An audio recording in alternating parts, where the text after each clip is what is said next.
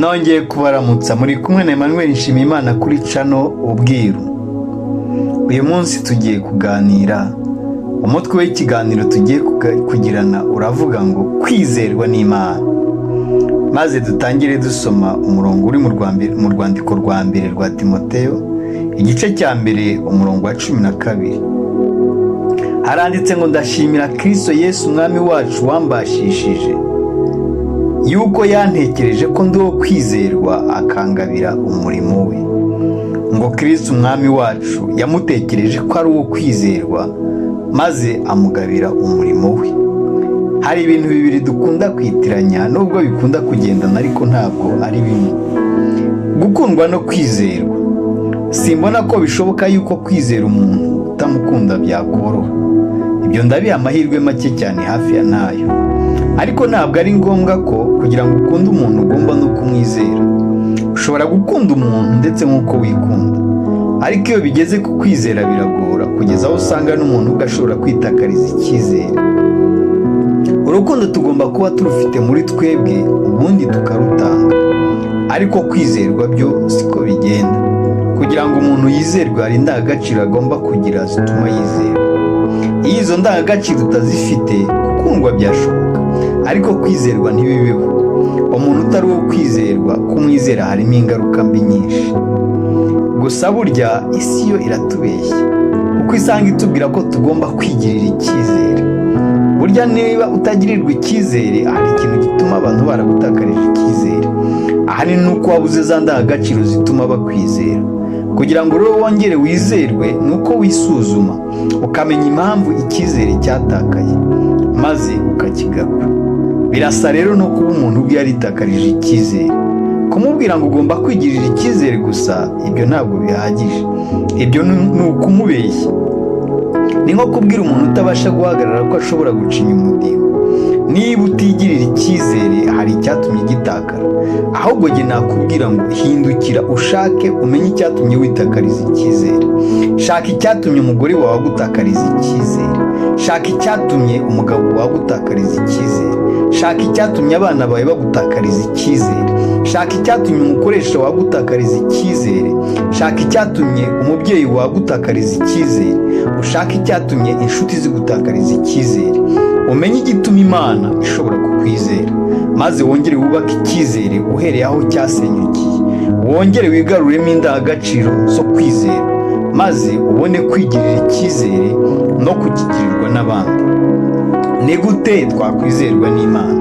Tubanze turebe impamvu ituma Imana itatugirira icyizere. Impamvu ya mbere ni ukudakura mu Mana, aribyo abenshi bita gukura mu mwuka. Kudakura mu Mana. Ariko ndavuga yuko umuragwa akiri umwana atagira icyo atandukanaho n'imbata, nubwo yaba ari nyiri ibintu byose. Ahubwo ategekwa n'abamurera n'ibisonga kugeza igihe cyategetswe na se. Aya ni amagambo ari mu Bagalatiya ibice 4 umurongo wa mbere kugera ku murongo wa 2. Ndongera musubiremo ngo ariko ndavuga yuko umuragwa akiri umwana atagira icyo atandukanaho n'imbata, nubwo yaba ari nyiri ibintu byose. Ahubwo ategekwa n'abamurera n'ibisonga kugeza igihe cyategetswe na se. Umuragwa ni ukuvuga nyiri umurage wasigiye ibintu, ariko nubwo ibintu by'umurage ari ibye, kubera akiri umwana biracyashyizwe kure ye. Uburenganzira bifiteho ni bukeya, kuko biracyari mu maboko y'abamurera, kubera ko aba ataragirirwa icyizere. Nagiye mbona abantu bagira amafaranga menshi maze bagahita bahinduka nk'abasazi. Niba basengaga bigasimbuzwa gusinda, ugasanga ntibongeye kuboneka mu ngo zabo. Cyangwa umuntu yaba yageze ku kintu ugasanga yatangiye guhinduka nabi, agatangira kwibwira yuko yasumbye abandi. Ni ukubera ko aba yabonye ikintu kimurenze kitari ku rwego rwe. Biba byabaye nko guha umwana mutoya igare ahantu hamanuka. Iyo rero kimeze gutya, Imana nayo ikwizera bingana n'ukuri. Ikindi gituma umuntu atizerwa ni uguhindagurika. Kudakura bijyana no guhindagurika. Kudakomeza isezerano, gukora ikikujemo, kuvuga ikikujemo, kurakara vuba igihe ibintu bitagenze nk'uko ushaka. Usanga rero hari abantu bakimeze gutyo no mu Mana. ugasanga uyu munsi araramya, arasingiza cyane, anezerewe Imana, ariko haba hari ikitagenze neza agatangira kwibaza niba Imana ibaho, agatangira kwijojotera Imana, agatangira kwibaza niba Imana imukunda, kandi ari byo yahoraga abwira abantu. Iyo umeze utyo, Imana ikwizera muri bitoya gusa. Burya umwana niyo umuhaye isahani umuha plastique kugira ngo nayitura hasi itameneka, wamuha ikiyiko ukamuha icya plastique kugira ngo atakikubita cyangwa akagikubita mugenzi we akamukomeretsa. Ariko ngufitiye inkuru nziza. Iyo Imana ikureba, ikurebera mu ishusho ry'impamvu yakuremye, ikubona wabaye icyo yakuremeye. Rero icyo yitaho cyane ni uburyo uguma muri iyo nzira ikujyana ku cyo yakuremeye. Aha rero niho habamo indangagaciro zituma wizerwa n'Imana. Kugira ngo wizerwe n'Imana ni ukwikunda ukayubaha, ku buryo ushobora kurekura ikintu icyo ari cyo cyose ku bwayo, bibaye ngombwa naho bwaba ubuzima ukabutanga. Dusome amagambo ari mu Itangiriro ibice 22 umurongo wa 11 kugera ku wa 12. Marayika w'Uwiteka amuhamagara ari mu ijuru ati, Aburahamu. Aburahamu aritaba ati, karame. Aramubwira ati, ntukoze ukuboko kuri uwo muhungu, ntugire icyo umutwara, kuko umenye yuko wubaha Imana, kuko utanyimye umwana wawe w'ikinege. Icyo Aburahamu yari azi ni kimwe, nuko niba Imana ivuze iravuze, we yagombaga gukora icyo Imana ivuze, kandi niko yabigenje, kandi niko yabagaho, niko yabigenzaga. Hari abantu benshi bavuga bataho kugira ngo iki nyirekure Imana nayisezera. Abandi ugasanga hari ikintu avuga ati, Imana ndayikunda ariko bigeze ku mwana wanjye, cyangwa se iki n'iki sinzi uko byagenda. Imana izakwizera nugera aho ushobora kuvuga uti, ikintu cyose nagira mu buzima bwanjye ni icy'Imana, kandi ikintu cyose cyashaka kuntandukanya n'Imana, uko icyaba ari cyo cyose kizagende. Aho ushobora kuvuga uti, ikintu cyose ntunze niteguye kugitanga kubera Imana, ndetse kugeza ku buzima bwanjye.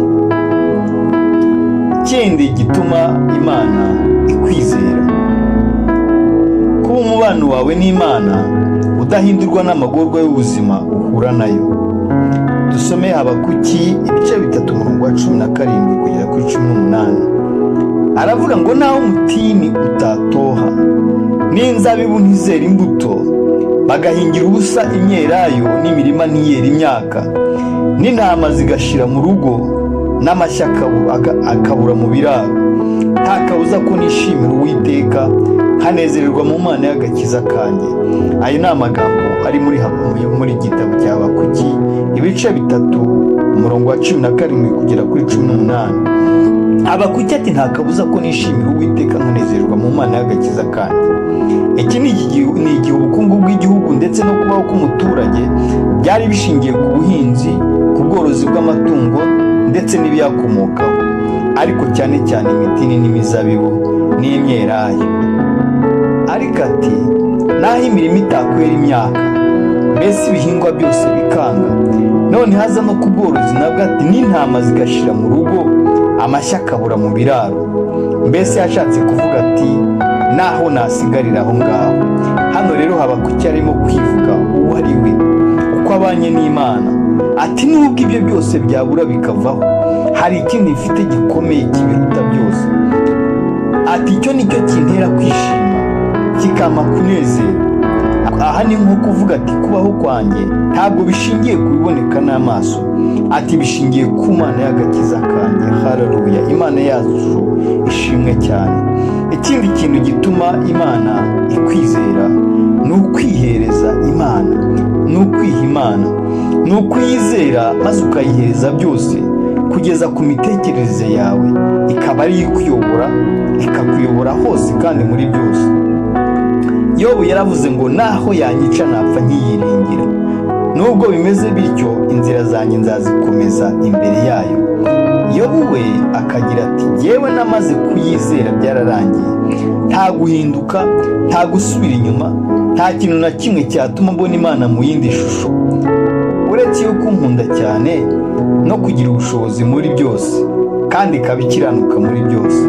Yobu yari azi neza mu buryo adashidikanya ko iby'Imana idukorera byose ari byiza, maze aravuga ngo ntaho yo ubwayo yanyica ntacyo byahindura, ati naho yanyica napfa nkiyiringira. Kugira ishyaka. Ikindi kintu gituma Imana ikwizera ni ukugira ishyaka ryo kuyihamya no kuyubahisha, ndetse naho bigoye cyane. Saduraka, Meshaki na Abedenego bati niba ari ibyo Imana yacu dukorera ibasha kudukiza mu itanura ry'umuriro ugurumana, kandi izadukiza ukuboko kwawe Nyagasani. Bati ariko nawe itadukiza Nyagasani, umenye ko tutari bukorera imana zawe. Aba basore bati Imana yacu dukorera twizera ko ishobora kudukiza, ibyo byo turabizi bifite ubushobozi. Bati ariko naho itadukiza igahitamo kutureka, nabyo ntacyo. Ni nko kuvuga bati icyo Imana iri gukore kuri iki kibazo twebwe ntacyo tuzi, ari ukudukiza ari ukutureka tugapfa. Bati icyo tuzi ni kimwe tugomba gukora, ni uko tutagomba gupfukamira imana zawe cyangwa ngo tuzikorere. Iyi mibereho y'aba bantu, iyi miterere yabo, uku kumaramaza kwabo niko kwatumye Imana ibizera. Muri uyu mwaka mushya Imana itwizere, ndagira ngo Imana ikwizere. Murakoze cyane, Imana ikomeze ibagirire neza. Dusenge Imana. Data wo mu ijuru, turagushimye, tugushimye kuri mwiza, uri Imana idahinduka. Data, uri Imana yo kwizerwa, uri Imana yo kwiringirwa. Uko wari uri kera n'ubu niko ukiri, ntuhinduka. Data, ushimwe cyane kandi ushyirwe hejuru. Natwe turasabye kugira ngo umwuka wawe wera abane natwe, adukomeze, atwigishe, atuyobore. Kandi Data mwiza, umubano wacu, umubano tugirana nawe, haleluya, wubakwe n'ubwiza bwawe. Mu izina rya Yesu urakoze, amen.